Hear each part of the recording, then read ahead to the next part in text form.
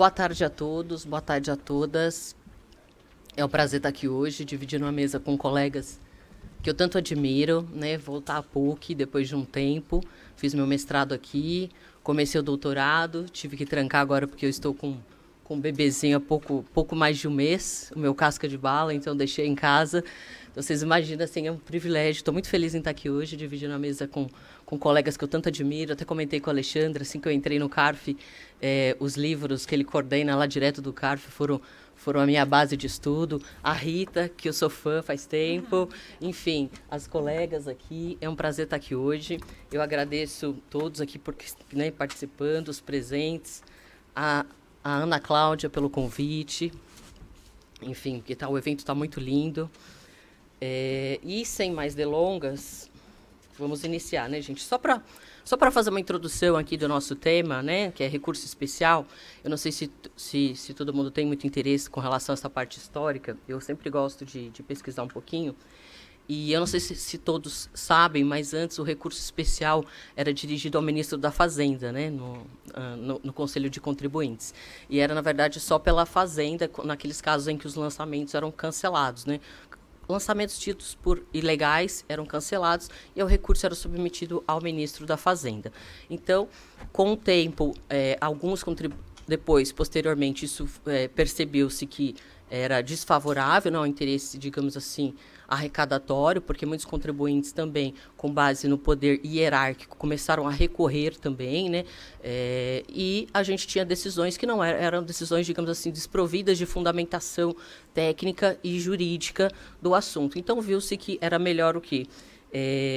Suprimir o recurso especial ao ministro da Fazenda, e foi aí que, com a criação, né, com a estruturação do Conselho de Contribuintes e a criação do CARF, né, em 2009, que a gente teve a criação da Câmara Superior, aí, limitando aí os recursos, o recurso especial à questão só de uniformização da jurisprudência das turmas e das câmaras do CARF. Bom, os colegas vão tratar com mais profundidade a respeito do tema. E, sem mais delongas, eu já vou iniciar aqui, porque, com relação ao novo RICARF, a gente tem um assunto bem interessante para falar com relação a essa admissibilidade do recurso especial. E eu vou passar a palavra para a doutora Tatiana Midori, né, que é contadora, advogada, ex-conselheira titular da 3ª turma da Câmara Superior de Recursos Fiscais do CARF, professora em cursos de pós-graduação, lato sensu, líder do Comitê Técnico de Tributos do Instituto Brasileiro de Executivo de Finanças, o IBEF de São Paulo, consultora técnica da Associação Brasileira das Companhias Abertas, Abrasca, e diretora da TaxWoman. Bom, doutora Tatiana, a palavra está com você.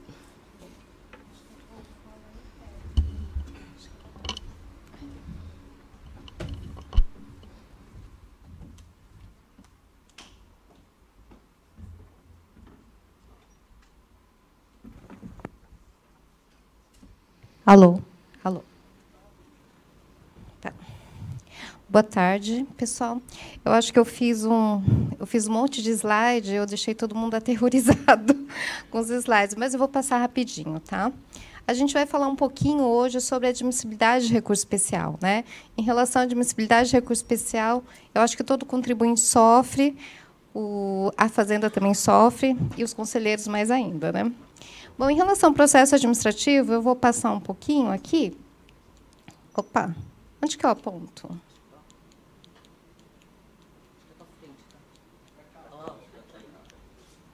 Para onde? Não está indo, não. Aí, ó, tá vendo? Hã? Acho que também não. Foi? Mas não, pode deixar que eu passo, que daí é mais fácil. Deixa eu ver.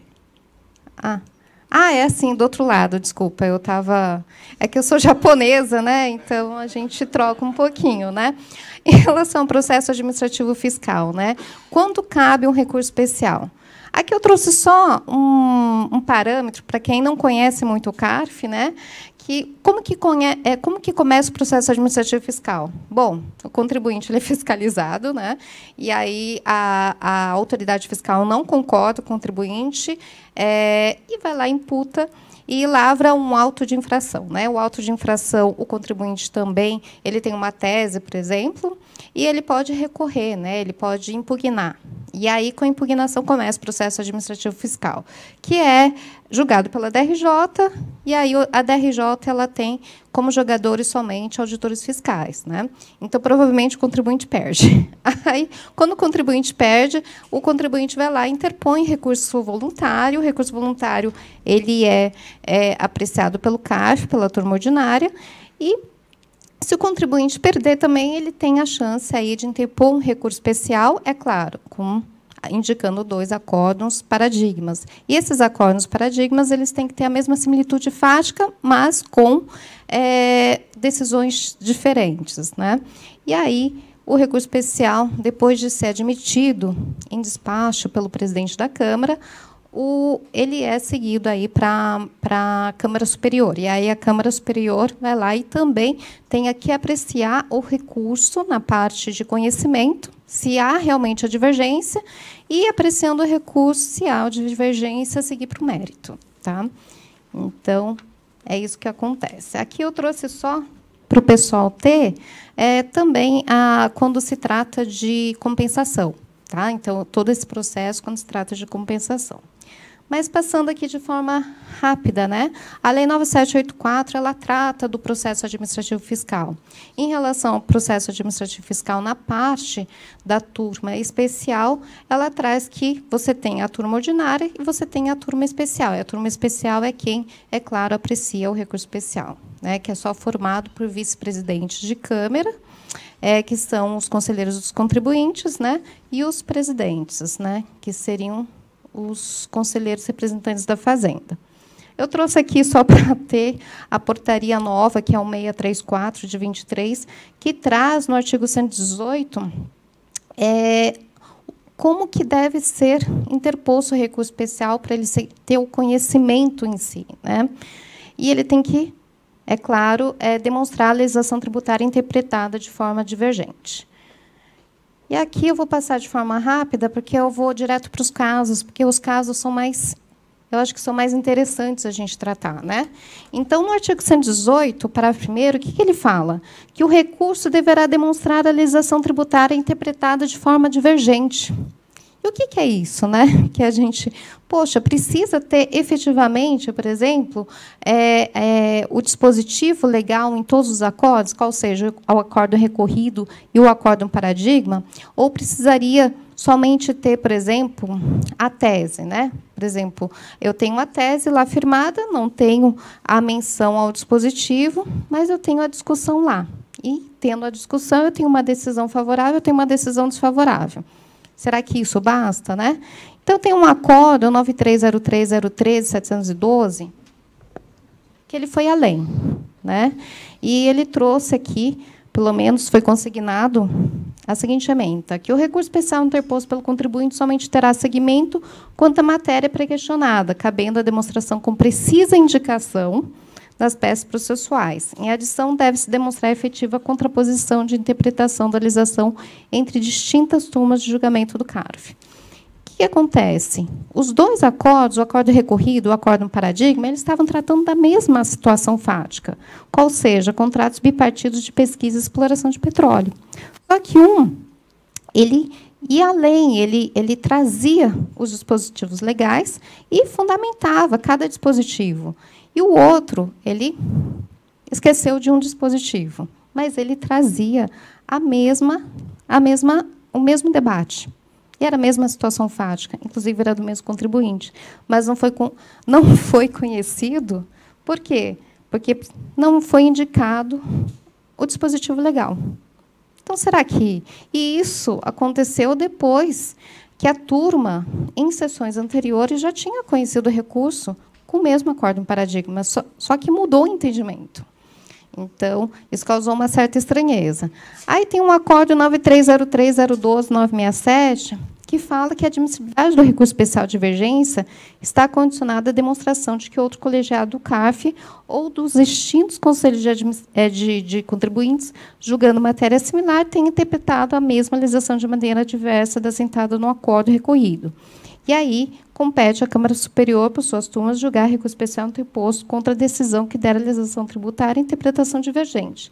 Então, assim, nesse caso, também causou um pouco estranheza, mas o que a gente pode depender em relação a isso, né? Que é muito importante indicar acordos paradigmas que tenham, pelo menos, os mesmos dispositivos legais, não só os fundamentos, os mesmos dispositivos legais que foram, é claro, apreciados no acordo recorrido.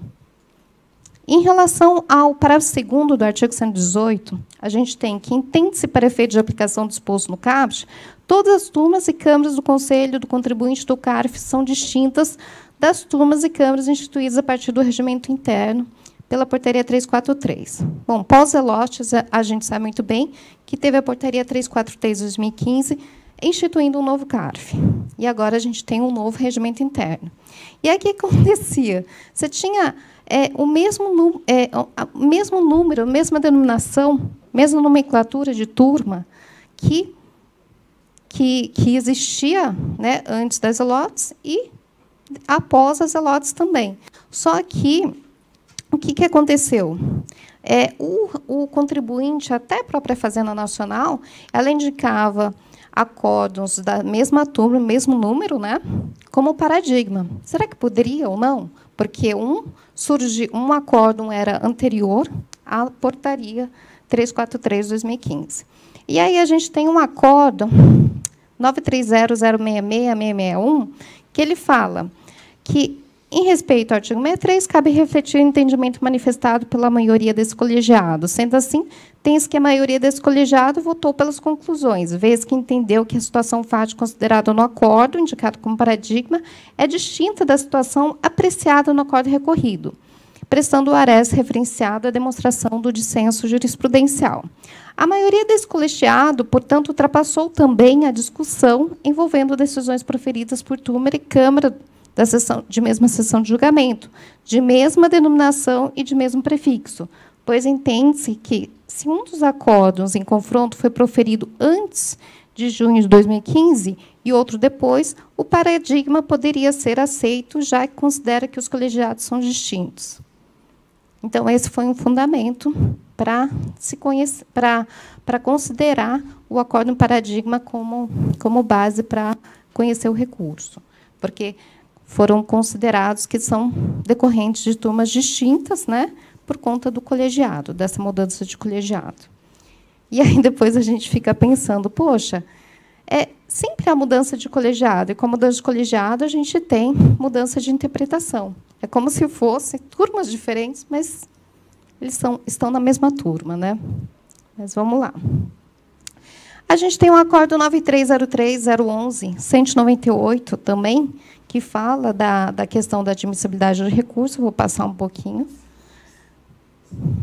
E a parte do artigo 118, parágrafo 3º, que eu também trouxe aqui um caso, que não cabe recurso especial de decisão de qualquer das turmas que adote entendimento de súmula de jurisprudências dos conselhos de contribuintes da Câmara Superior, ainda que a súmula tenha sido aprovada posteriormente à data da interposição de recurso.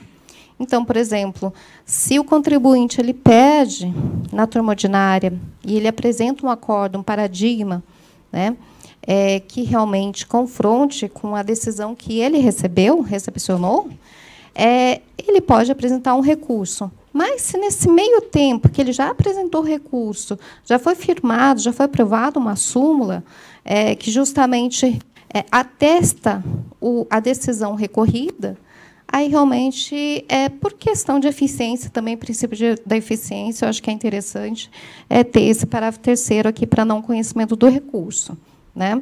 Por quê? Porque os próprios jogadores, se eles conhecerem, eles vão ter que, efetivamente, aprovar a súmula, né? Aprovada no CARF. Então, a gente tem esse acordo falando que é de se invocar para o não conhecimento do recurso, que dispõe que não cabe recurso especial de decisão de qualquer das turmas que adote entendimento da súmula de jurisprudência dos conselhos, ainda que a súmula tenha sido aprovada posteriormente à data da interposição de recursos. Em relação ao parágrafo 5º, que é novo, por quê? Porque houve mudança em relação ao regimento interno anterior. O que ele fala? Né? Que o recurso especial somente terá seguimento quanto à matéria pré-questionada, cabendo a demonstração com precisa indicação na peça recursal do pré-questionamento do acordo recorrido ou ainda no despacho que rejeitou embargos opostos tempestivamente ou no acordo de embargos. Qual que era a redação anterior que estava na portaria 343? O recurso especial interposto pelo contribuinte somente terá seguimento quanto à matéria pré-questionada, cabendo sua demonstração com precisa indicação nas peças processuais. Então, assim, a redação atual ela está convergente com o CPC 15. Né? O CPC, o artigo 15 e o artigo 1025. E o que o artigo 1025 do CPC traz? Que consideram-se incluídos no acordo os elementos que o embargante suscitou para fins de pré-questionamento, ainda que os embargos não tenham sido admitidos. Né? Então, esse parágrafo 5º, o atual eu achei muito bom, e ele não especifica contribuinte ou fazenda, ou seja, a fazenda também precisa ser pré-questionada. E eu falo isso, que é importante, porque na terceira turma, a terceira turma ela divergia em relação à primeira turma. A primeira turma considerava que a Fazenda Nacional teria que pré-questionar para ter seu recurso conhecido. E a terceira turma, não. Ela falava que somente isso se aplicava ao contribuinte. Então, você não tinha paridade de armas. Né? E você tem aqui um acordo 9101, que ele fala que, no exame de admissibilidade do recurso especial, além da tempestividade da divergência interpretativa dos demais requisitos contidos na legislação, é preciso que haja pré-questionamento da matéria. Não tendo recorrido debatido da matéria, não foi objeto de embargos, declaração, não há que se falar no pré-questionamento necessário à admissibilidade do recurso, ou seja, está convergente. E aí, você tem o parágrafo 8º aqui do 118, que fala que a divergência deverá ser demonstrada analiticamente com a indicação dos pontos nos paradigmas colacionados que diverjam de pontos específicos no acordo recorrido. Aí eu trouxe uma emenda aqui que eu achei interessante, né? Que ele fala que não se conhece do recurso quando as situações fatos consideradas no acordo de paradigmas são distintas da situação tratada no acordo recorrido, não se prestando os arestos, é claro, a divergência, mas, no caso vertente, para que o recurso possa ser conhecido, a Fazenda Nacional deveria ter trazido aresto tratando da mesma situação fática, quais sejam contratos, provas e tudo mais, né? E, independentemente da ausência da similitude fática, não há como se conhecer dos recursos quando não foram enfrentados nos arestos paradigmas todos os fundamentos autônomos utilizados pelo colegiado ACO para cancelar o lançamento de ofício. Então, esse acordo está convergente com o parágrafo 8º. O parágrafo 9º é bem interessante, porque houve uma discussão séria em relação a isso. Né?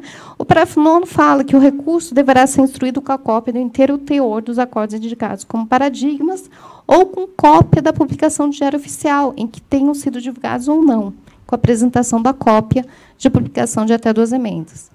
E aí, o que aconteceu à época? A Fazenda Nacional apresentou como paradigma um acórdão que nem tinha sido publicado à época. E aí, você poderia ou não conhecer, porque não houve publicidade. A Fazenda Nacional ela tem, claro, todos os sistemas dela para conhecer, né, esse recurso, mas antes da publicação. Então, foi indicado um acórdão paradigma que não havia sido publicado. E aí, houve o acordo 9303, em que ficou assim, consignado: resolve os membros do colegiado, por voto de qualidade, converter o julgamento em diligência para intimar a recorrida do acórdão paradigma apresentado pela recorrente, com reabertura de prazo para apresentar contrarrazões e posterior retorno a esse colegiado. Ou seja, ela teria a chance de apresentar, indicar um outro acórdão paradigma para poder seguir a discussão.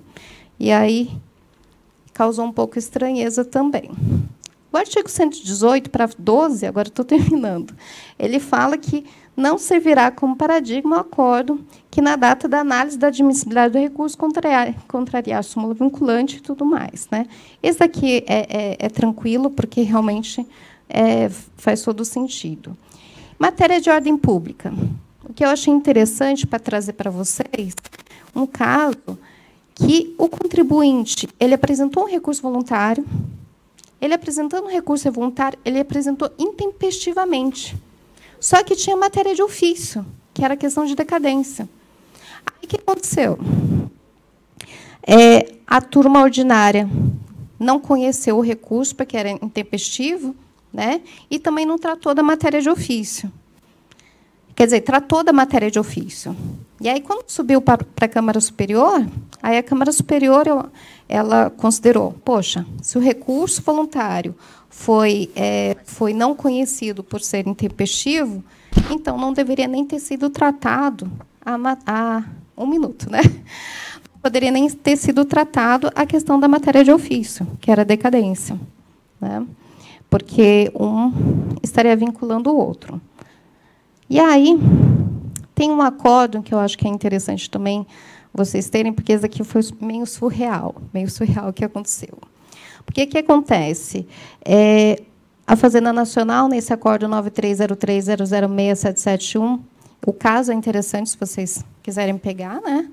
A Fazenda Nacional tinha apresentado um recurso de forma intempestiva.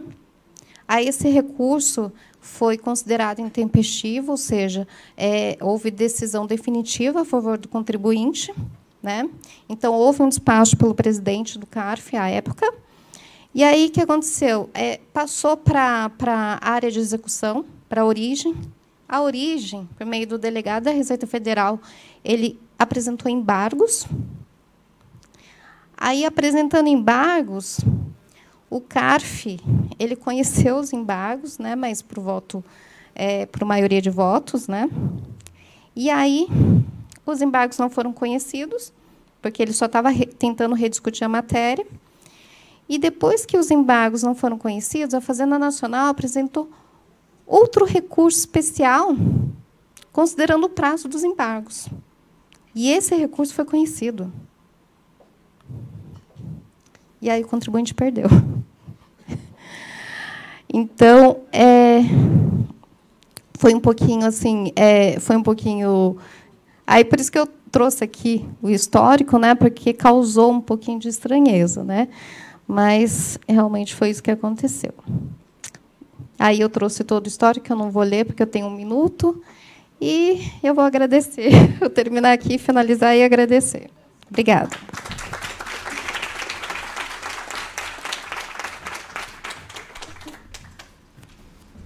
Obrigada, Tatiana, por trazer questões aí com casos práticos. Eu acho que fica muito rico para a gente visualizar essa questão da admissibilidade. Bom, sem mais delongas e considerando o tempo, né, eu vou passar a palavra para o Alexandre Evaristo Pinto, nosso colega lá do CARF, professor da FEA, professor da USP, conselheiro do CARF, do CRSFN, doutor em Direito pela USP, doutorando em Contabilidade pela USP. Alexandre, você está com a palavra.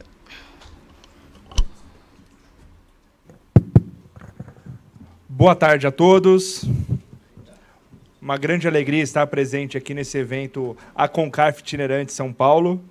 Em primeiro lugar, eu gostaria de parabenizar aqui a nossa presidente, ela não está presente aqui, mas a professora Ana Cláudia Borges de Oliveira, pelo excelente trabalho. O trabalho que a professora Ana Cláudia tem feito ao longo desse ano, por meio da Concarf Itinerante, é digno de elogios.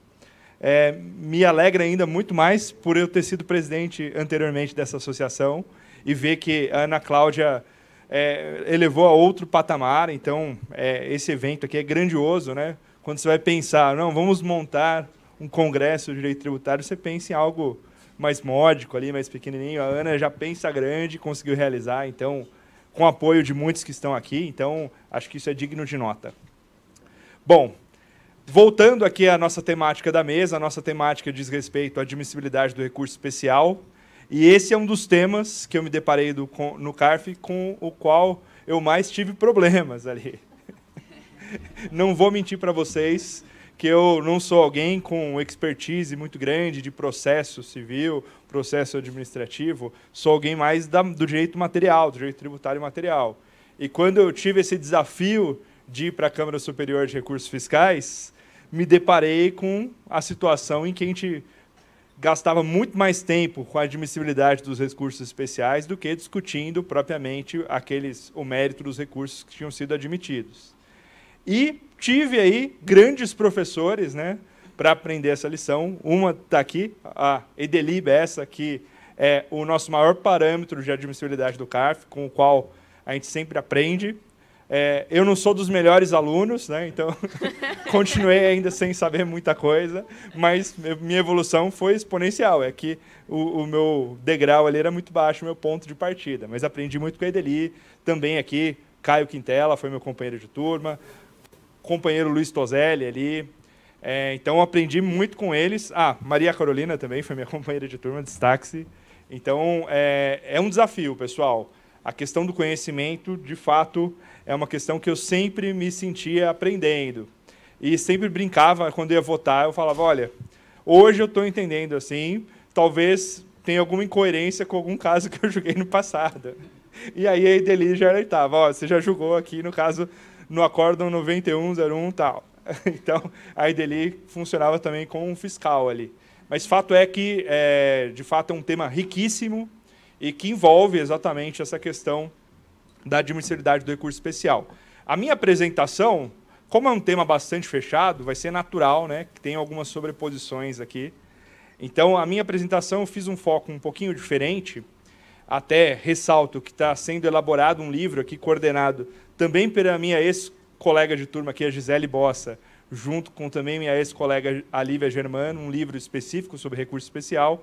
E nesse livro eu tive a alegria de escrever um artigo. E no artigo eu faço duas abordagens. Eu faço uma abordagem que eu chamo de pragmática, que é analisar a legislação de admissibilidade do recurso especial e trazer as principais controvérsias. E eu trago também uma visão crítica, com alguns pontos que eu não concordo, que vou trazer também aqui. Então, esse vai ser meu ponto um pouquinho diferente dos demais. Deixa eu pegar o passador aqui, pessoal. E eu estou ficando aqui mais alto de propósito para não ficar na frente da apresentação e também para prestigiar o pessoal aqui do meu lado direito. Então, esse daqui, inclusive, é o tema, o título, né, do meu artigo. Precisamos falar sobre o conhecimento do recurso especial do CARF, uma visão crítica, uma visão pragmática. A visão pragmática eu vou passar de uma maneira mais breve, porque a professora Tatiana já tratou e os demais membros da mesa também vão tratar.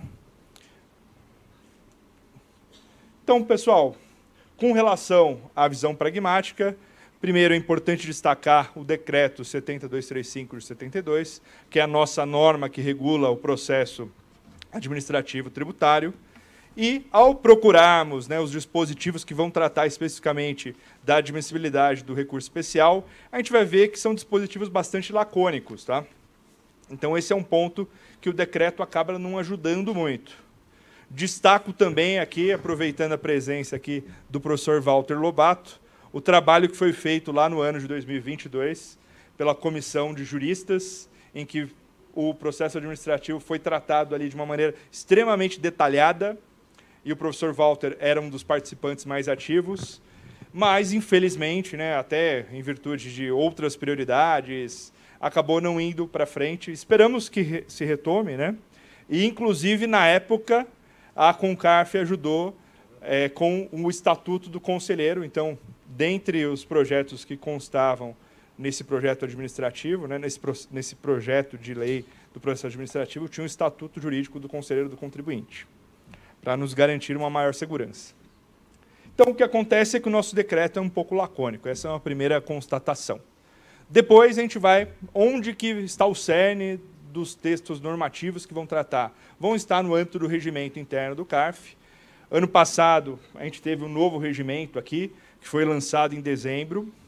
Ele trouxe alguns avanços, mas também ele padeceu ali de um pouco diálogo com a sociedade como um todo. Essa é uma crítica que eu já tive a oportunidade de fazer em artigos.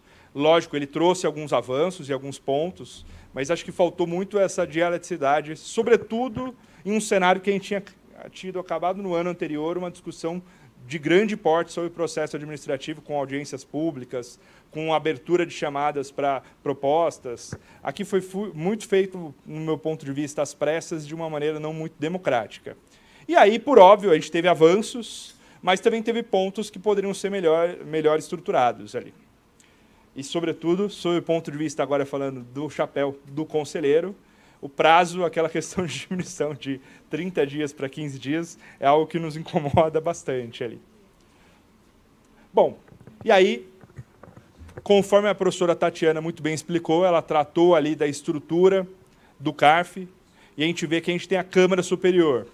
O primeiro ponto que é relevante é a Câmara Superior não é uma terceira instância. A gente sempre repetia isso nas nossas discussões, porque muitas vezes, né, as partes, seja a Fazenda Nacional, sejam os advogados, muitas vezes queriam ver a rediscussão do caso ali. Então, de fato, a Câmara Superior, a gente está discutindo ali uma uniformização de 2 posicionamentos que foram destacados ali, um no acórdão recorrido e outro no acórdão paradigma. Não é o ambiente para avaliação de provas, por exemplo. Então, acho que esse é um ponto importante para que todo mundo tenha ali em mente. Outro ponto importante em termos estruturais, a professora Tatiana muito bem colocou. No CARF nós temos 3 sessões de julgamento, cada qual com uma competência específica para alguns tributos, e, portanto, nós temos 3 câmaras superiores. E um problema que nós temos, que a própria professora Tatiana já antecipou, é que muitas vezes a gente tinha diversidade de critérios em cada uma das turmas. Então, esse é um problema, porque muitas vezes tem alguma mudança de competência e um tema acaba indo ali esporadicamente para uma outra turma e muda-se totalmente o critério, né? Então, essa necessidade de uniformização maior dos critérios, o regimento melhora um pouco, mas ainda é algo que poderia avançar muito mais.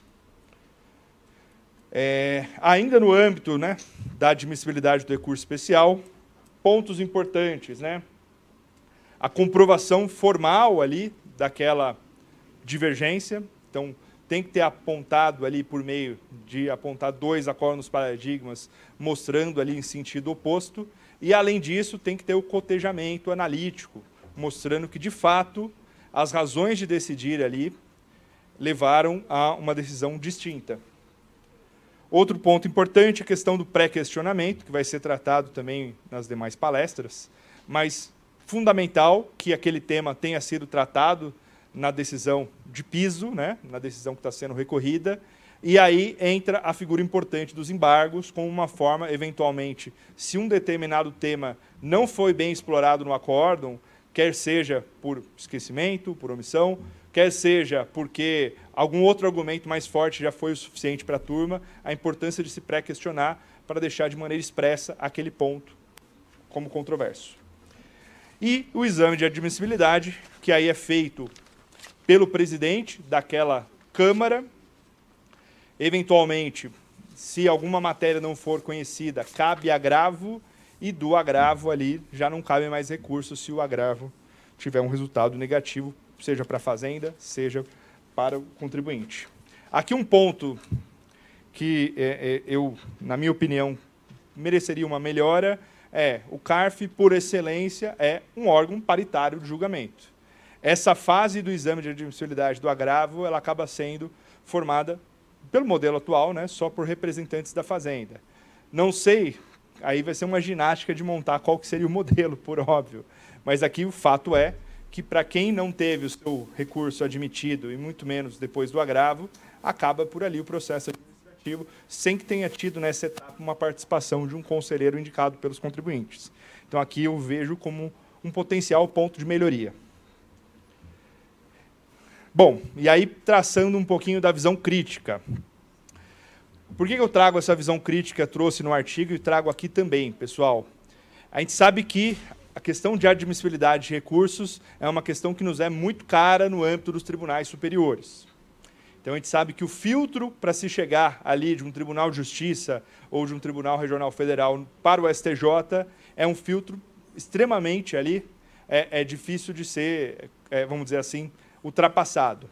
E tem a sua razão de ser. Obviamente, esses tribunais, eles discutem ali no âmbito de teses, né? Então, a gente está falando de discussão de tese, E, além disso, a gente sabe que esses tribunais têm um tamanho que não suporta uma demanda grande de processos. Então, consequentemente, eu acho que é coerente que esses tribunais façam um exame de admissibilidade bastante ali acurado. Agora, será que no processo administrativo deveria ser assim também? E aí é meu ponto crítico. Qual que é a função do processo administrativo como um todo? O processo administrativo, ele exatamente visa resguardar direitos do administrado frente à administração. Então, ele tem ali uma série de objetivos para garantir ali uma ampla defesa, não ter cerceamento de direitos, ter uma publicidade.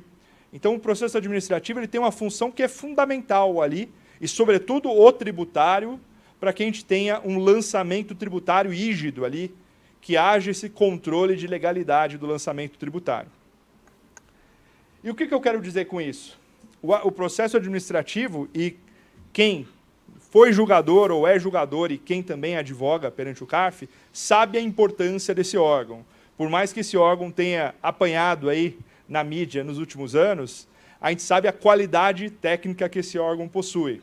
Seja por especialidade técnica dos seus julgadores, que geralmente não se encontram no judiciário, com honrosas exceções, por óbvio, seja pela celeridade, os processos são muito mais rápidos, seja pela questão de avaliação de prova propriamente ali, a gente avalia propriamente os documentos, as obrigações acessórias, os documentos que são trazidos, diferentemente do judiciário, que vai necessariamente precisar de uma perícia, quando for um caso que tenha uma comprovação documental. Seja pela questão de custo, né? Por óbvio, a gente consegue suspender a exigibilidade do crédito tributário sem recorrer a um depósito judicial ou aquelas outras formas de suspensão de exigibilidade. Então, o processo administrativo tem muitas vantagens, mas a principal eu considero que é a especialidade técnica mesmo. E aí o que acontece? Na minha percepção, e obviamente com devida vênia, há quem pense de forma diferente, até porque toda unanimidade é burra ali, né? Mas fato é que a gente ter esse mesmo peso para essa filtragem de admissibilidade do recurso especial acaba fazendo com que muitas questões que possam ser resolvidas no âmbito do processo administrativo tributário acabem indo parar no judiciário. Então, o processo administrativo ele deveria funcionar como uma forma de desincentivar a judicialização. Incentivar, consequentemente, que sejam resolvidos ali no âmbito do processo administrativo. Então, essa filtragem extrema, ela pode causar um efeito contrário. Então, por exemplo, a gente tem essa questão da limitação de duas decisões. Obviamente que aqui tem uma questão de praticabilidade, senão, muitas vezes, a parte que está recorrendo ia indicar centenas ali. Mas eu também acho que, a depender do caso, qual que é o efeito? É o famoso fatiamento. Então, a gente tem alguns patronos que, olha, como eu não sei se esses dois aqui vão ser admitidos ou não com base neles o recurso especial, vamos quebrar essa questão. Então, no ágio, que a professora Maria Carolina vai tratar daqui a pouco, a gente vê esse fatiamento, uma mesma questão, às vezes aparece em uns 8 tópicos. Então, talvez uma maior flexibilidade nesse ponto, lógico, talvez ter um limite, mas pensar numa maneira não tão objetiva ali. Também outro ponto, né? A gente tem no regimento interno uma questão que é a vedação da utilização de um paradigma da mesma turma do recorrido. Por óbvio, isso também tem sua razão de ser. Acaba sendo a votação daquela turma um certo esquizofrênica se a gente for admitir a utilização de um paradigma da mesma turma. Mas o caso do CARF, para mim, parece todo especial. Por quê? A gente sabe a rotatividade que há no âmbito do CARF. Na minha atual turma, a composição é mais de 70% diferente do que era um ano atrás. Ou seja, praticamente é uma outra turma que está julgando. Tem mesmo ali o 1201, mas é outra coisa. Então, também, a depender do caso aqui, eu acho que é uma vedação objetiva muito clara ali, que poderia, em alguns casos, ser flexibilizada ali. Óbvio, não queremos incentivar a esquizofrenia, né, nos julgamentos das turmas, mas, a depender do caso concreto, pode ser que tenha fundamento eu apresentar um acórdão paradigma da mesma turma do acórdão recorrido. Aqui é aquele ponto que eu já havia falado, né, com relação à falta de paridade na admissibilidade do recurso especial e do agravo. Esse é um ponto que também tem a sua questão de praticabilidade. Primeiro que é muito fácil criticar, né, mas propor é mais difícil ainda, porque a gente vai falar qualquer modelo que a gente for inventar aqui da nossa cabeça, ele vai ser passível de críticas. Então, aqui é um ponto que eu acho que poderia ter uma melhora ali para evitar com isso. Mas, assim, em suma, já encaminhando já para o final aqui dessa apresentação, acho que o grande ponto é a gente tem, de fato, um trabalho muito sério feito no âmbito das câmaras superiores no que diz respeito à admissibilidade dos recursos especiais. É um trabalho que aí se deve muito a algumas personalidades que são muito analíticas, como a professora Maria Carolina, a professora Edeli, mas eu acho que deveria ser um pouquinho distinto. Então, a minha visão crítica vai nesse sentido, porque, no final das contas, a gente tem que pensar qual que é o objetivo do processo administrativo. E aí, só para citar um exemplo, e aí entrando só um pouquinho no tema da professora Maria Carolina, questão de ágio, que é um dos temas que a gente mais enfrenta. Tem muitas questões que são notoriamente controversas. E aí, vamos supor que, equivocadamente, ali, o contribuinte apontou 2 acórdons que sejam discutíveis ali, mas que o posicionamento da turma de hoje entendam que não são aptos a ensejar uma divergência. Mas o caso é notório, a gente sabe que tem outras dezenas ali. A gente vai negar com base nisso? Obviamente que formalmente sim. Mas eu entendo, por essa visão crítica, que não deveria. Então, eu, na maior parte dos casos em que eu acabei julgando, eu tinha uma visão um pouco mais ampliativa, por óbvio, sempre dentro da legalidade, né? Sempre tentando ali, mas eu acho que a gente deveria, no meu ponto de vista, ter essa visão um pouco mais ampliativa. Nesses casos do ágio, que muitas vezes é notório ali, a gente indicou paradigmas que eram de ágio interno, quando, na verdade, a gente entendeu que o caso do recorrido é de transferência de ágio. Tem tantos outros casos ali.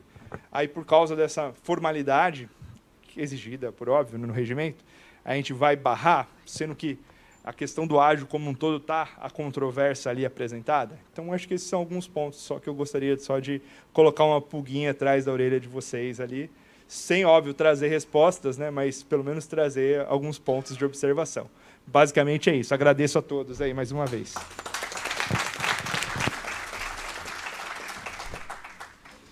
Obrigada, Alexandre. Ele sempre começa bem humilde, mas sempre dá um show. Obrigada aí pelos ensinamentos. Bom, eu passo a palavra agora para a professora Rita Dias Nolasco, procuradora da Fazenda Nacional, doutora em Direito pela PUC, professora, membro da Comissão Permanente da Solução Adequada de Conflitos do CNJ, coordenadora executiva do Grupo de Trabalho sobre o Contencioso Administrativo e Judicial do Núcleo de Estudos Fiscais, da FGV Direito de São Paulo. Professora, com a palavra.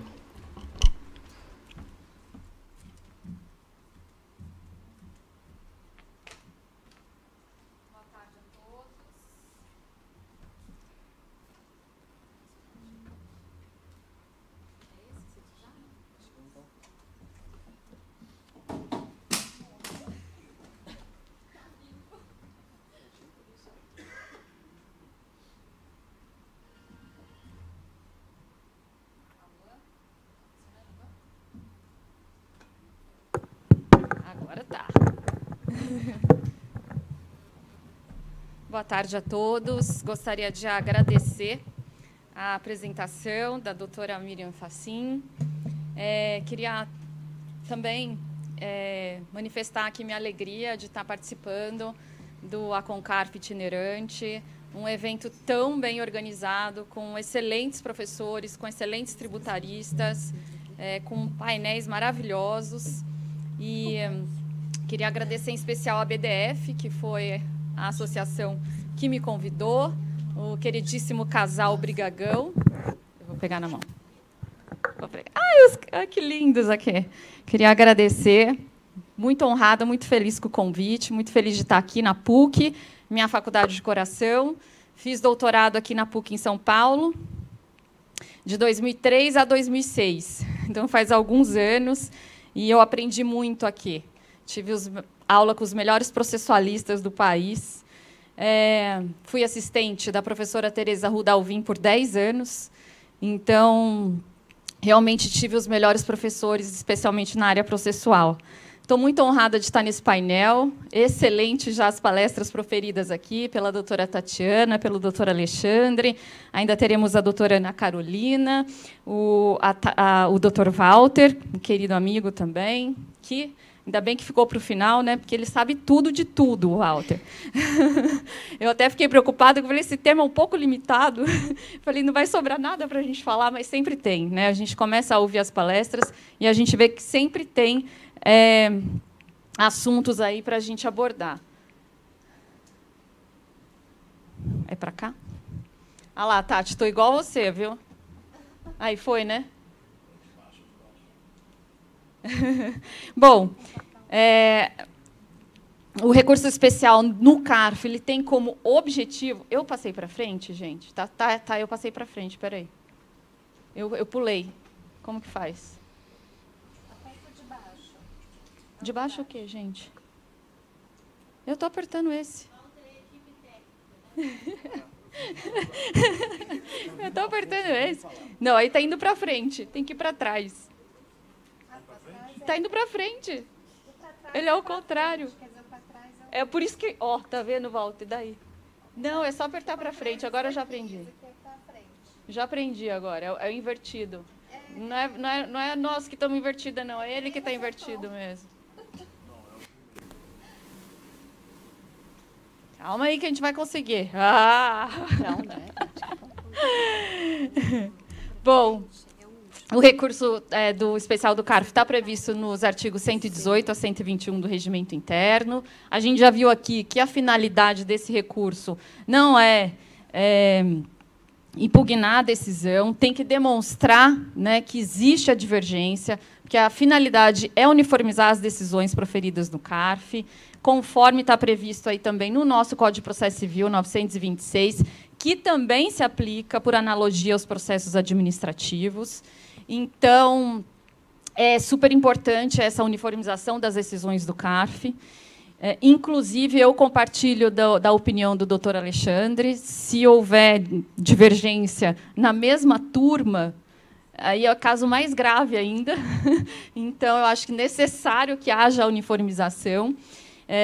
A gente sabe, né, das dificuldades que há no CARF justamente pela alta rotatividade de conselheiros, e pode acontecer de, numa outra composição, até existido um entendimento diferente da atual composição, e é interessante a uniformização.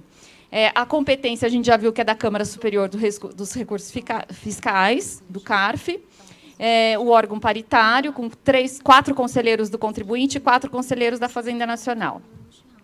E aí a gente começa a analisar os requisitos de admissibilidade do RESP no CARF, que tem algumas semelhanças que a gente pode utilizar, né, do RESP no processo civil. Claro que são recursos diferentes, com finalidades diferentes e requisitos diferentes, mas alguma coisa a gente consegue pegar como parâmetro.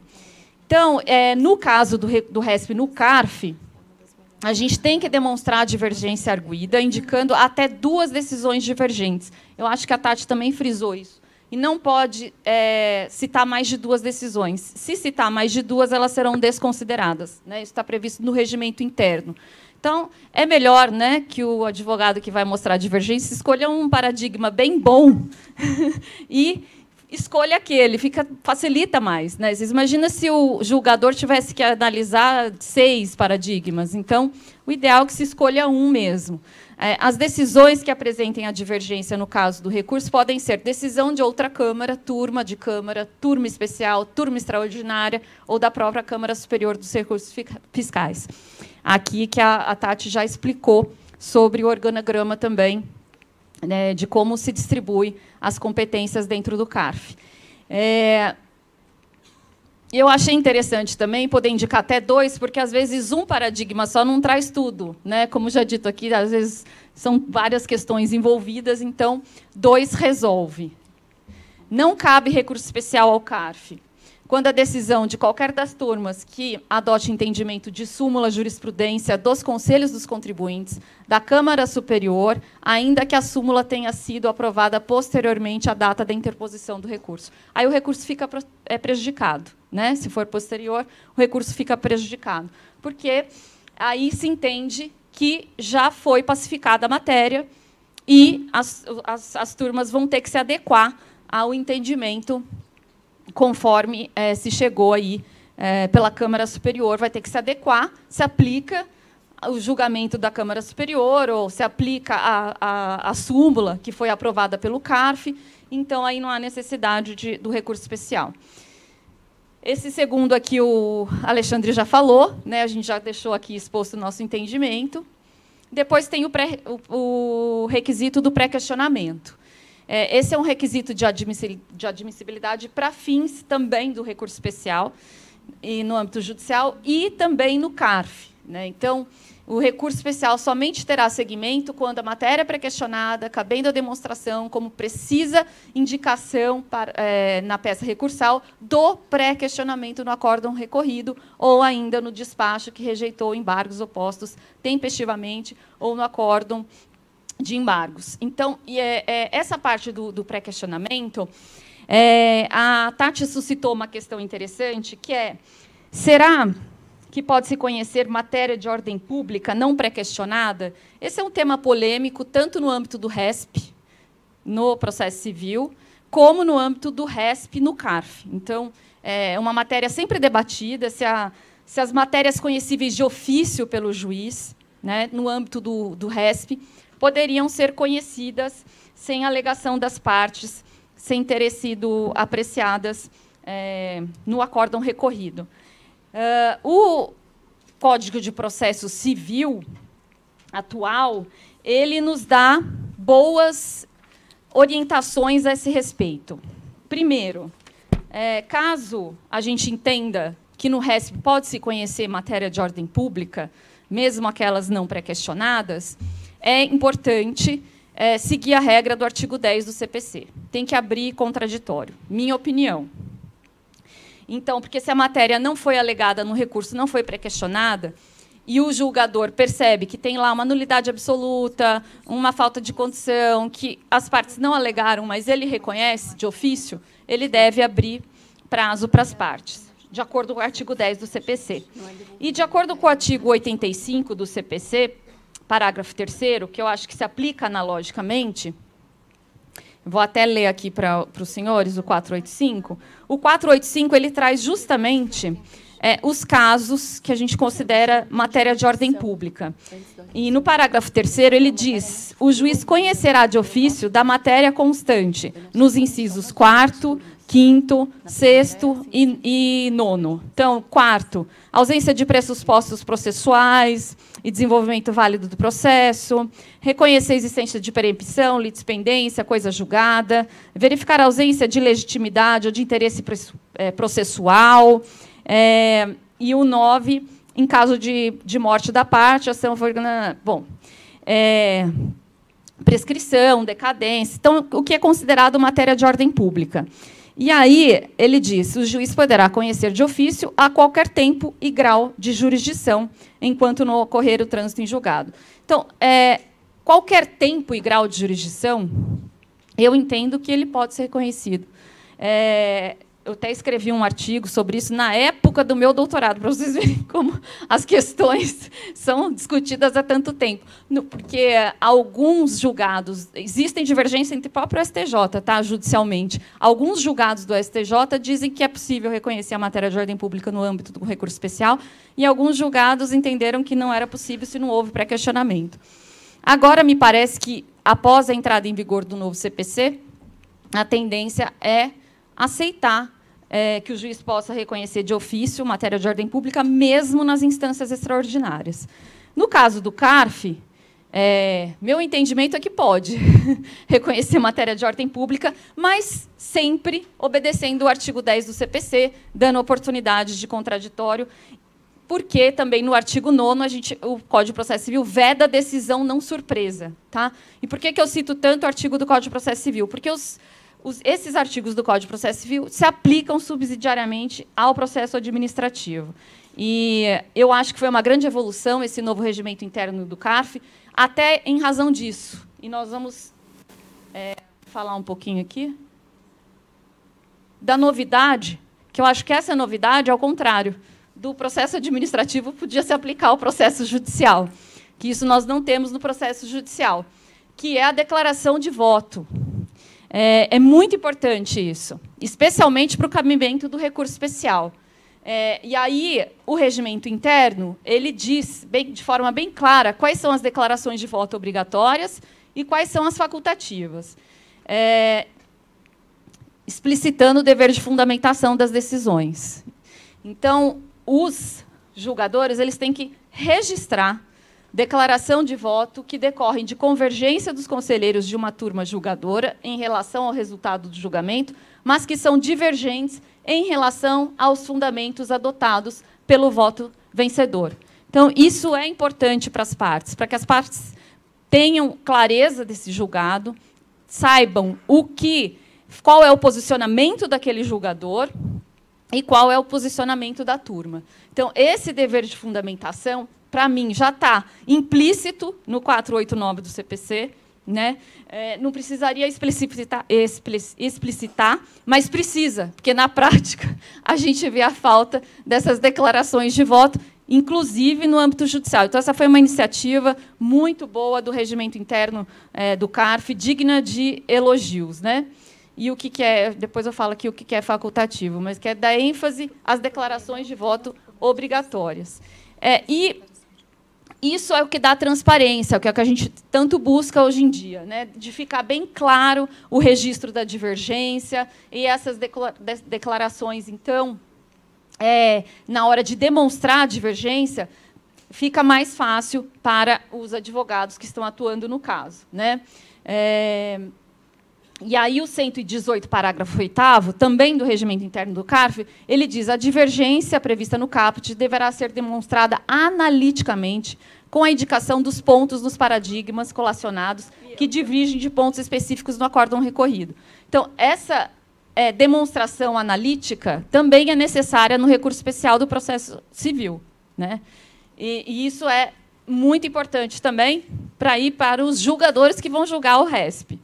Então, a gente tem que fazer o cotejo analítico das decisões e, inclusive, né, a doutrina fala copiar os trechos que estão divergindo entre os acórdãos recorrido e o paradigma, né? A gente tem que facilitar para o julgador. É exatamente isso. Deixar bem claro o que você achou que é divergente. Então, a gente, a hora de fazer essa comparação do acórdão recorrido com o acórdão paradigma, isso é importante. Antes de demonstrar a divergência, eu tenho que demonstrar que eu estou utilizando um paradigma que trata de um caso igual ou similar ao caso do recurso que eu interpus, né? Então, isso é primeiro, né? Então, antes de comprovar a divergência, eu tenho que fazer o cotejo analítico entre os casos. Porque, às vezes, eles citam um paradigma que diverge na fundamentação, mas não diz respeito ao mesmo caso. É aquele negócio que a gente fala de fazer o distinguishing, né?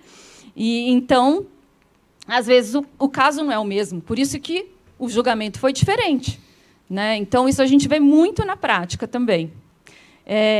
Então, se o caso é diferente, lógico, o julgamento vai ser diferente. Então, antes de eu demonstrar a divergência, eu tenho que comparar os casos entre o acórdão recorrido e o acórdão paradigma.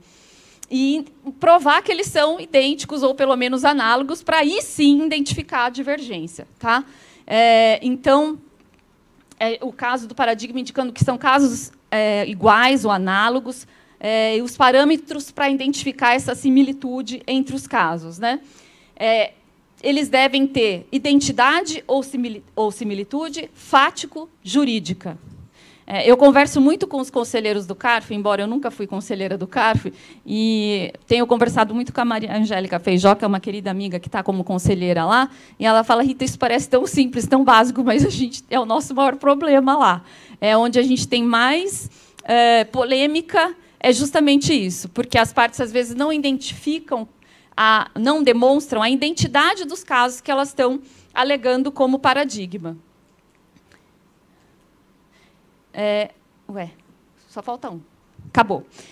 Então, é isso. É essa mensagem que eu queria deixar nessa breve minha explanação, que as decisões divergentes, se elas decorrerem de casos diferentes, não vai caber RESP. Então, para caber o RESP, primeiro, as decisões divergentes devem decorrer de casos, né, iguais. Então, a gente tem que identificar a similitude dos casos para depois, né, eles têm que tratar sobre a mesma questão jurídica, para depois demonstrar que existe um entendimento diverso sobre aquela mesma questão. E aí eu cito uma jurisprudência do STJ, né, que essa proximidade fática entre os julgados devem ser demonstrada de forma consistente. Então, eu acho que é exatamente isso, né? E aí, se os casos realmente forem idênticos e semelhantes e houver divergência, é cabível o RESP no CARF. Senão, eu entendo que não é cabível. É isso. Obrigada.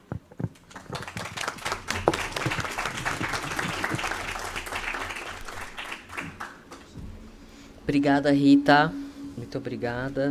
Bom, considerando o adiantado da hora, sem mais delongas, eu vou passar a palavra para o professor Walter Lobato, conselheiro da BDF, mestre e doutor em Direito Tributário pela UFMG, professor de Direito Tributário nos cursos de Direito e Ciências do Estado da UFMG, coordenador da Liga Acadêmica de Direito Financeiro e Tributário da UFMG, diretor-geral da Escola Superior de Advocacia da OAB-MG, presidente honorário da ABRAT, coordenador da Revista de Direito Tributário, sócio do escritório Sacha Calmon, Isabel Derce, consultores advogados. Com a palavra, professor. Boa tarde a todas e a todos. Querida Miriam, muito obrigado pela apresentação. Cumprimento todos os colegas de mesa. Não tem, não. Deixa esse aí da Rita mesmo, que a gente passa aí. Quero dizer que é uma honra estar aqui, agradecer muito.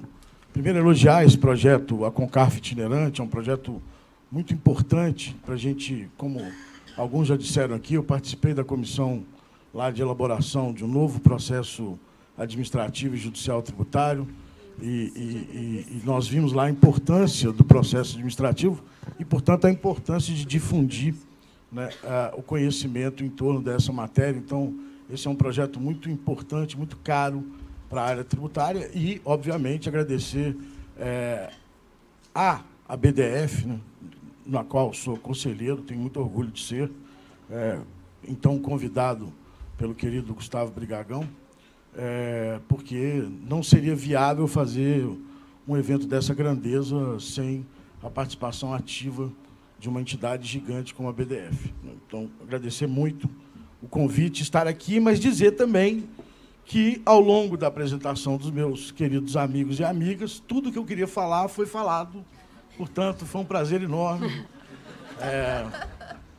Inclusive, coisas que eu tinha certeza que ninguém ia falar, eu tinha notado, mas falaram.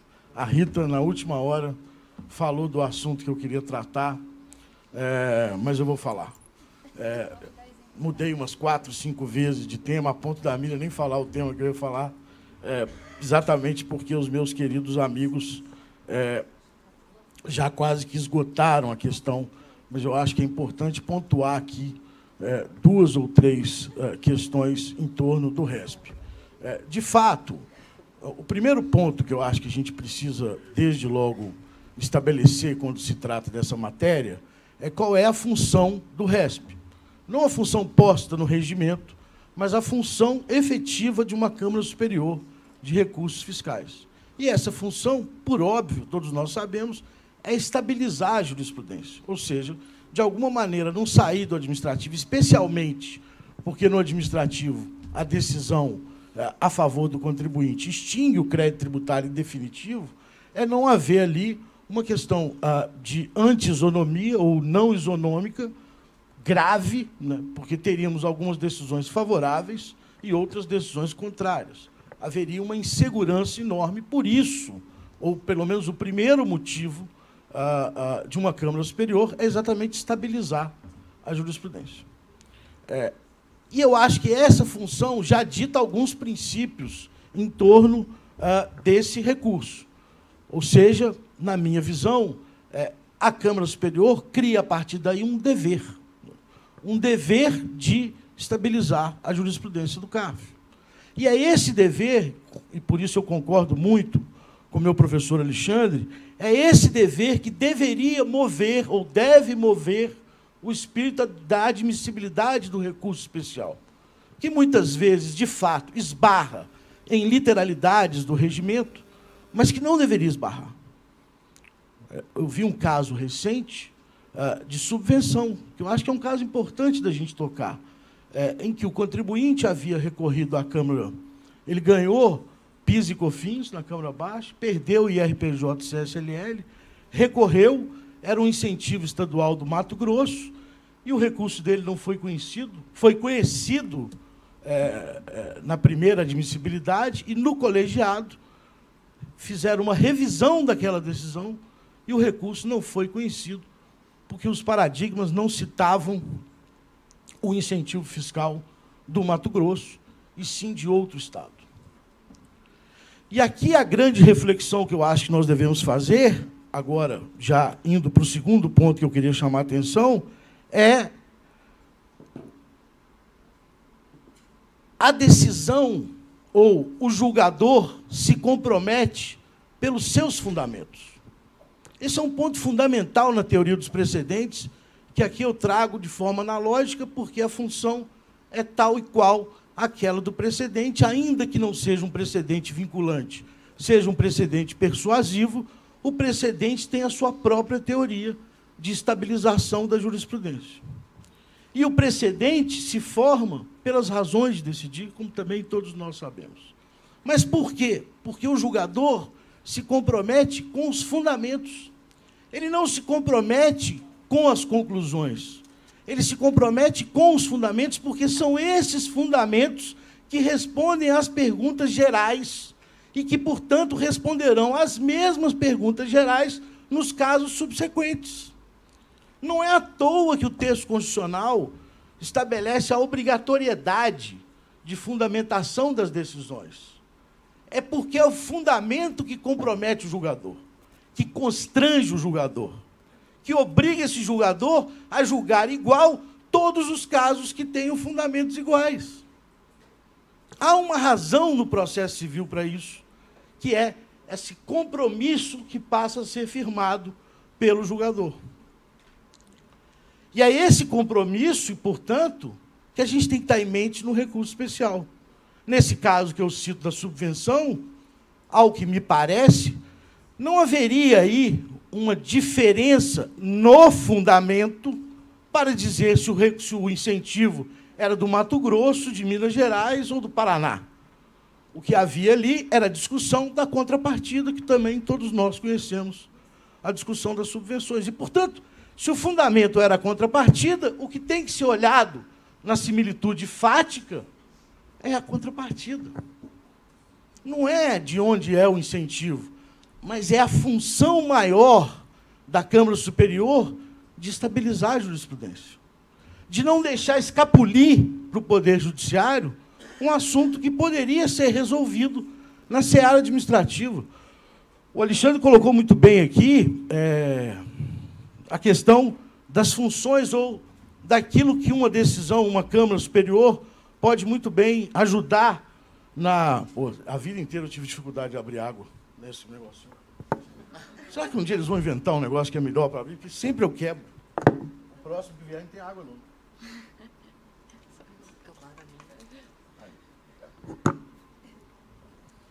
Mas eu dizia, o julgador, nesses fundamentos, é que... Não, perdão.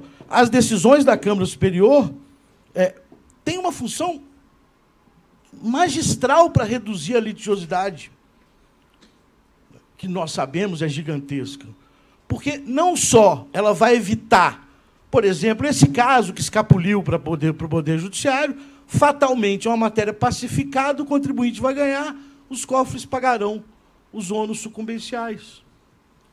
Mas, mais do que isso, como o processo administrativo envolve uma técnica muito especializada que o Poder Judiciário não tem, se tem é acidental, porque o juiz estudou tributário, mas o judiciário não está no seu DNA a especialização. Uma decisão da Câmara Superior teria um condão de convencer um contribuinte até a não litigar. Daí a importância do precedente firmado pela Câmara. Ele estabiliza as relações sociais, ele estabiliza as relações fisco-contribuinte. Então, o ponto que eu trouxe, ou um dos que eu trouxe, né, mas que eu gostaria, e os outros já foi falado tudo aqui, é exatamente essa parte que a Rita colocou, do pré-questionamento, do parágrafo 5º. Lá no CPC, há um dispositivo, o artigo 941, parágrafo 3º, que diz: o voto vencido será necessariamente declarado e considerado parte integrante do acórdão para todos os fins legais, inclusive de pré-questionamento. Significa dizer, exatamente para viabilizar a discussão dos fundamentos, porque é o que importa para um precedente, aquilo que também é voto vencido integra o acórdão para todos os fins legais, inclusive o de pré-questionamento, lá determinado pelo regimento interno. E aí, voltando também no que já foi colocado, o regimento interno do CARF trouxe uma novidade extremamente interessante, que é o conselheiro, parágrafo 6º, do artigo 114.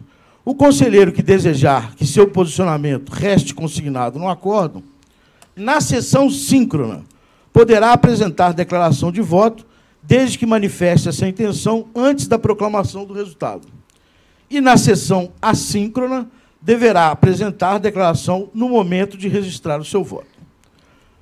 Já não gosto muito dessa sessão assíncrona. Foi a única coisa que eu gostei da sessão assíncrona foi esse parágrafo. Eu detestava ela, me tenho simpatia. Vou explicar por quê.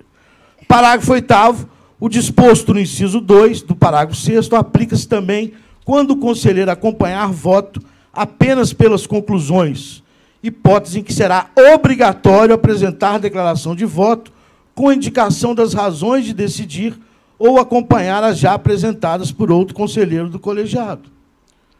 Eu sei que os conselheiros estão aqui e vão dizer, mas você está arrumando mais trabalho para mim no pouco tempo que eu tenho e na pouca estrutura. Mas isso é extremamente relevante. Porque o que acontecia, ou o que acontece ainda, porque aqui ele só previu na sessão, como bem me alertou também o Alexandre, na sessão assíncrona. Na sessão assíncrona, ele tem que apresentar onde ele diverge na fundamentação, apesar de votar pelas conclusões. Mas na síncrona não veio essa obrigatoriedade, talvez por falta de estrutura. Minha querida Edeli aqui pode nos esclarecer. Talvez seja isso, não sei, pela falta, mas só veio na sessão assíncrona. E por que é importante? Porque muitas vezes se vota pela conclusão, mas se omitem os fundamentos que foram estabelecidos e que serão extremamente importantes, muitas vezes, para a própria admissibilidade do recurso. Eu só quis chamar a atenção, e já vou para as conclusões desse ponto, porque eu acho que aqui a gente pode trazer os ensinamentos da teoria dos precedentes, trazer os ensinamentos do CPC, que já estão bem evoluídos em torno desse tema no ordenamento jurídico brasileiro, exatamente para a gente começar a acostumar a lidar o tempo todo com fundamentos. E eu acho que seria muito saudável que, mesmo nas sessões síncronas, houvesse a obrigatoriedade daquele que vota pelas conclusões trazer os seus fundamentos, porque seriam adicionados fundamentos àquela decisão e, portanto, eventualmente, viabilizar a admissibilidade do recurso especial. Porque aí eu volto ao início da minha fala para dizer: nós temos que viabilizar o recurso especial e não inviabilizá-lo, porque é a viabilização do recurso especial que vai estabilizar a jurisprudência e que vai reduzir efetivamente ou enriquecer efetivamente as eventuais discussões judiciais. Mais uma vez, eu quero agradecer imensamente o convite, a ABDF e o ACONCARF, e parabenizar por esse lindo evento que nós estamos tendo aqui. Muito obrigado.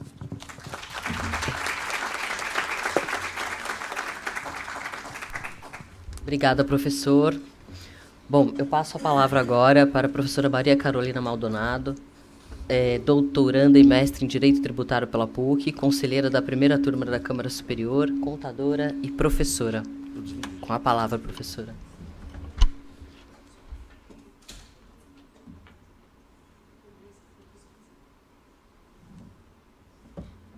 Boa tarde a todos. É uma alegria enorme estar aqui hoje com vocês. Queria agradecer primeiro a BDF, na pessoa do Gustavo e da Dani, que é a grande mulher por trás de todos esses eventos, e do Felipe, que estava aqui também. Agradecer a Ana Cláudia, cumprimentar os meus colegas de mesa e meus colegas de CARF que estão aqui. E eu sou a última a falar, né, sobre um tema que é tão presente aí no meu dia a dia e que parece que já foi dito muito, e alguns pontos acabaram até se repetindo, então eu vou passar de uma forma mais breve aqui na minha introdução. E um ponto só que eu quero ressaltar, que o Alexandre trouxe, que eu acho que a gente nunca pode esquecer, é que a Câmara Superior é uma instância especial, né? Então, o nosso papel não é o de uma terceira instância, é apenas de uniformizar com base no que já foi decidido por outras turmas do CARF. Então, eu trouxe aqui todo o rito, né? Então, lembrando que a gente tem, em 2 momentos, essa análise da admissibilidade. Primeiro, num despacho, e daí as matérias que são admitidas, elas são, então, devolvidas para um segundo juízo de admissibilidade, que é feito na Câmara Superior. Já se falou muito sobre tempestividade, pré-questionamento, mas o ponto central, e para quem estava hoje de manhã ouvindo a palestra da doutora Raquel Novaes, ela tocou muito nisso, a grande divergência está na divergência interpretativa, né? Então, o que diz o regimento é que o recurso ele deve indicar os pontos do paradigma que eles confrontam com o recorrido. Isso significa que eles precisam ser idênticos? Não, não se busca uma identidade, se busca uma similitude fática. E também não é uma similitude completa.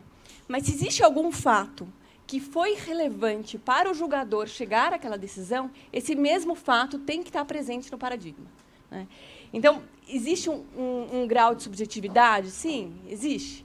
É uma interpretação de texto, né? Então, lá na Câmara Superior, na análise, no exame de admissibilidade, o que a gente vai procurar? Quais foram os fundamentos da decisão? Isso nem sempre está muito claro, porque a decisão ela pode ter sido tomada com base em 2, 3, 4 fundamentos. E todos esses fundamentos têm que, de alguma forma, ter sido enfrentados e confrontados no paradigma, para que, então, eu possa afirmar com certeza que os julgadores do paradigma, caso se deparassem com aquela situação presente no acórdão recorrido, reformariam aquele julgado, né? Então, esse o exercício que nós fazemos todos os meses, e, como bem disse o Alexandre, realmente isso acaba, muitas vezes, tomando mais tempo do que a análise do próprio mérito. Mas hoje eu enxergo isso como algo inerente ali à função de julgador da Câmara Superior. Então, a questão da similitude fática precisa verificar os pontos que foram importantes para o julgador do recorrido e do paradigma, né? Essa indicação ela é feita com até 2 paradigmas para cada uma das matérias. E, nessa interpretação, tanto do recorrido como do paradigma, é importante tentar distinguir o que foi um fundamento autônomo para aquela decisão do que foi um reforço argumentativo. Porque é muito comum, às vezes, ali no julgamento da turma ordinária, alguém fala, não, mas eu concordo com você, mas só com base nesse argumento aqui. E daí o relator vai lá, acrescenta um argumento autônomo que não era a posição do colegiado, era a posição de um julgador, né? Então, aquilo não compõe a razão de decidir daquele recurso, né, daquele acórdão. Então, esses são os pontos introdutórios que eu queria trazer para vocês, mas a minha fala hoje é sobre 2 pontos polêmicos: admissibilidade de recurso especial e ágil, né? Então, eu tentei trazer aqui para vocês 2 temas que quase não são controversos, quase não estão presentes no nosso dia a dia. E é interessante que, embora não haja essa divisão por caixinhas na doutrina, quando a gente faz a admissibilidade do recurso especial em matéria de ágio, é muito importante distinguir o tipo de ágio, né, o tipo de operação societária que gerou aquele ágio. Porque, no momento da admissibilidade do recurso especial, isso vai fazer toda a diferença. Então, quando a gente pensa em ágio, então eu trago um paradigma de ágio para um recorrido de ágio, está feita a admissibilidade. Não. A questão é muito mais analítica, né, e exige um conhecimento muito maior, tanto do recorrido como do paradigma. E, para isso, as principais caixinhas são o ágio interno, né, que o ágio interno é uma operação entre partes relacionadas que faz surgir aquele ágio, né? E o ágio interno, será que todos os ágios internos são iguais? O ex-conselheiro Marcos Takata, ele tem um voto que eu sempre cito muito, que ele fala, olha, existem ágios internos e ágios internos. Eu posso ter um ágio interno decorrente de uma simples reavaliação de ativos. E eu posso ter um ágio interno em que a formação daquele preço teve participação de minoritários, ou ele reflete uma operação anterior entre partes não relacionadas. Eu não posso colocar na mesma caixinha nem os próprios ágios internos, né? Então, isso é muito importante na análise da admissibilidade e no momento em que o advogado ou a procuradoria eles escolhem o paradigma, tudo isso precisa ser muito considerado, porque isso fará toda a diferença na admissibilidade ou não do recurso especial. Um outro ponto, e que até o Alexandre trouxe, né? Eu tenho o ágio empresa-veículo e eu tenho a transferência do ágio. Será que é a mesma coisa? Nos dois, eu tenho a participação de uma veículo. Então, no ágio empresa-veículo, o que acontece? Explicando assim de uma forma bem simplificada. O investidor ele constitui uma pessoa jurídica, geralmente uma holding, integraliza capital, e essa pessoa jurídica, que é chamada de empresa-veículo, com esses recursos integralizados, então, recursos que, nesse momento, passam a pertencer à empresa-veículo, ela vai lá e adquire uma participação societária com ágio. Isso é o ágio empresa-veículo, que é diferente da transferência do ágio. Na transferência do ágio, eu tenho uma aquisição entre partes não relacionadas, e, após essa aquisição com ágio, essa participação societária com ágio é integralizada numa pessoa jurídica, geralmente uma empresa-veículo. Então, veja, eu tenho a participação da empresa-veículo tanto na transferência do ágio, como no ágio empresa-veículo, mas são operações distintas, né? E é muito comum que tanto a Procuradoria quanto o contribuinte invoquem acórdãos de transferência de ágio para justificar casos de ágio empresa-veículo. E eles acabam não sendo admitidos porque eu não tenho aí essa exigida similitude fática entre um caso e outro. Uma outra tipo de ágio muito interessante é o ágio compra alavancada, que eu também tenho uso de uma empresa-veículo, mas essa empresa-veículo ela é constituída por um fundo de investimento e ela é exigida em razão da impossibilidade do fundo de investimento captar recursos, né? Então, o fundo constitui uma pessoa jurídica e essa pessoa jurídica geralmente emite debêntures para captar os recursos e, com esses recursos, adquirir a participação societária com ágio. Então, veja, eu tenho uma empresa-veículo, mas o papel dessa empresa-veículo ele é diferente, ele é justificado por outras razões, né? E, por fim, e essas são são alguns dos exemplos de operações com ágio, mas existem milhares e todos os meses surgem novos, né? A questão da internalização de ágio, que a gente chama, que é quando ocorre uma aquisição de participação societária no exterior e, posteriormente, esse ágio é transferido para uma empresa no Brasil e aqui amortizado. Então, vejam, quando eu falo de ágio, eu tenho um universo gigantesco de situações distintas, né? E isso, muitas vezes, impede a admissibilidade do recurso especial quando eu indico um paradigma que se refere a um tipo de ágio distinto. E, para que essa questão não fique assim tão teórica, eu trouxe para vocês alguns exemplos, né? E o primeiro deles é até o mais interessante, porque o ágio ele pode ser amortizado durante muitos períodos. Então, é comum que um mesmo ágio gere 2, 3 autos de infração. Então, eu tenho exatamente a mesma operação societária, o mesmo ágio, em processos distintos, né? Então, bom, se são processos distintos da mesma operação, o recurso especial que dele decorre deveria obrigatoriamente ser conhecido? Depende. Depende dos argumentos que foram invocados desde a impugnação, que podem levar o julgador a se manifestar sobre aspectos totalmente distintos. Então, eu posso ter a mesma operação, mas que foi enfrentada de forma distinta, né? E, eventualmente, isso não gerar a exigida similitude fática.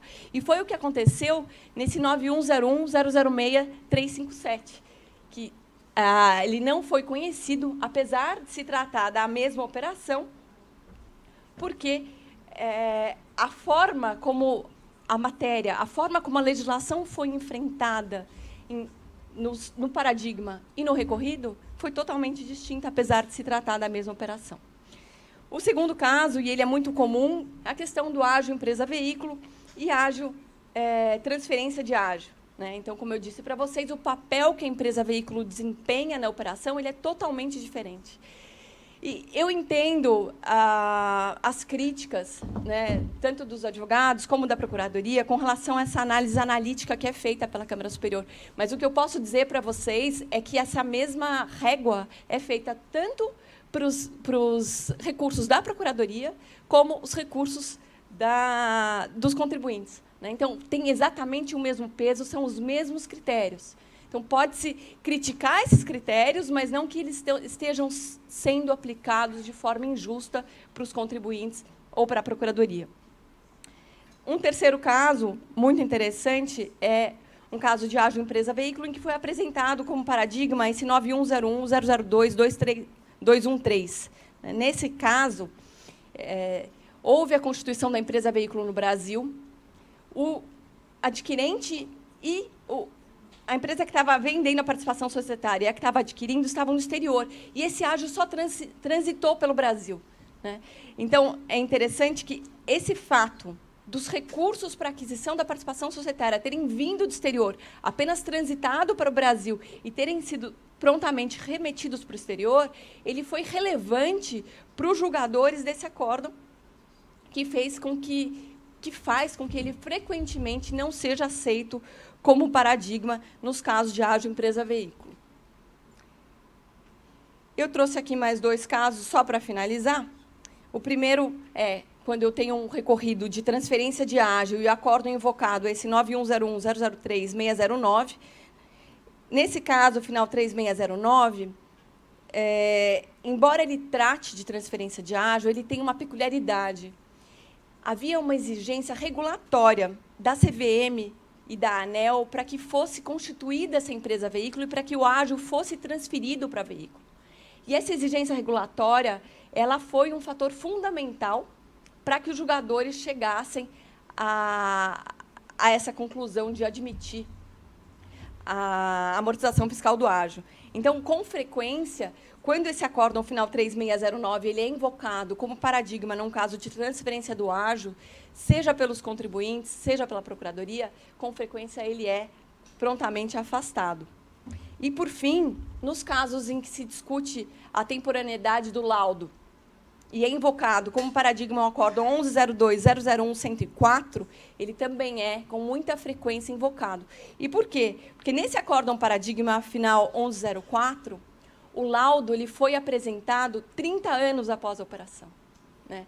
Então, é um caso muito peculiar, que se discute, tá bom, o laudo é temporâneo, ele é temporâneo se foi apresentado 1 ano depois, se foi apresentado 3 anos depois, mas nesse acórdão, que é invocado com muita frequência, ele foi apresentado 30 anos após a operação, né? Ele fazia referência aos números que foram contabilizados lá atrás, mas não tem como você dizer que é tudo laudo, né?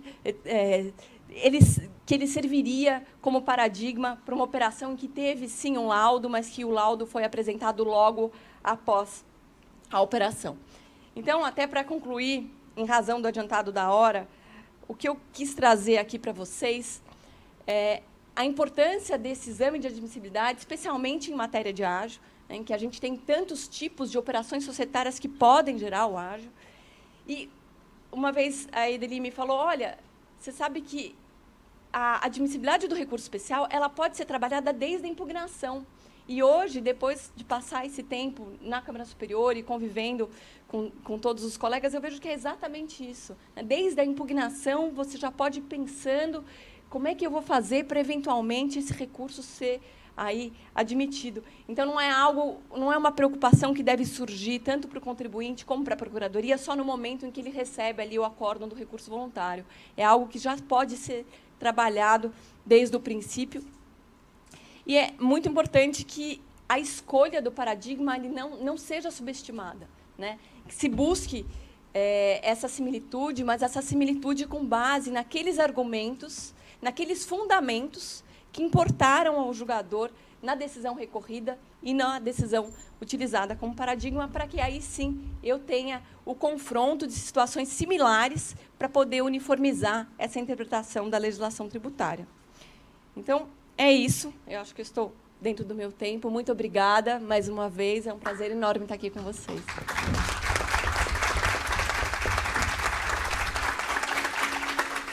Obrigada, professora.